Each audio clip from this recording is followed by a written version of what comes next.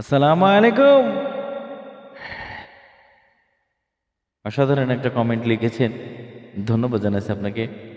আপনি এক গান বারবার বলেন কেন? বিরক্ত লাগে না? আসলে না, বিরক্ত লাগে না। বিরক্ত লাগে না এই কারণেই এখন মানে আমরা বাংলাদেশীরা খুবই ধৈর্যশীল। মানে খুবই ধৈর্যশীল বলতে এতটা ধৈর্যশীল আর এই ধৈর্যশীল হওয়ার পেছনে মাস্টার মাইন্ড হিসেবে কাজ যিনি করেছেন সেটা হলো হিরো আলম।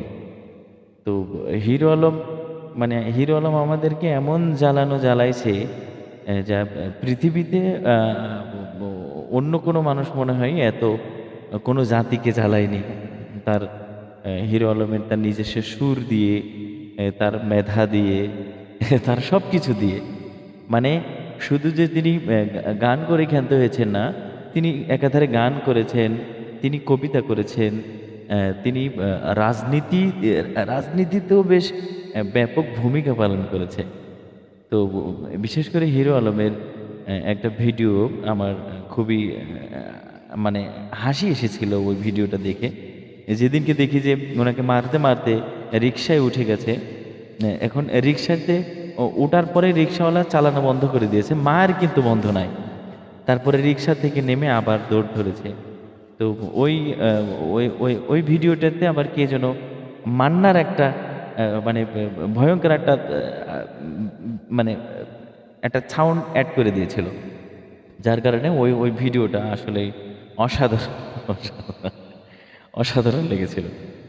তো আমি তো আর জ্বালানোর কোনো কিছু পাইতেছি না, যার কারণে একটা গান দিয়ে নিজে লিখেছি, তো যার কারণে এই সাথে চালাইতেছি। আমি জ্বালানোর জন্য আবারও এই গানটার মাধ্যমে রিপ্লাই দিচ্ছে। মনির খান পাইনি অঞ্জনাকে, আসিব পাইনি তার প্রিয়াকে, এ কথা মেনে নিয়েছি।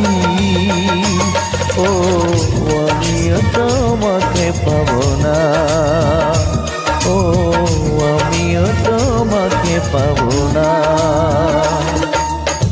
মনির খান পায়নি অঞ্জনাকে, আসিব পায়নি তার প্রিয়াকে, এ কথা মেনে নিয়েছি।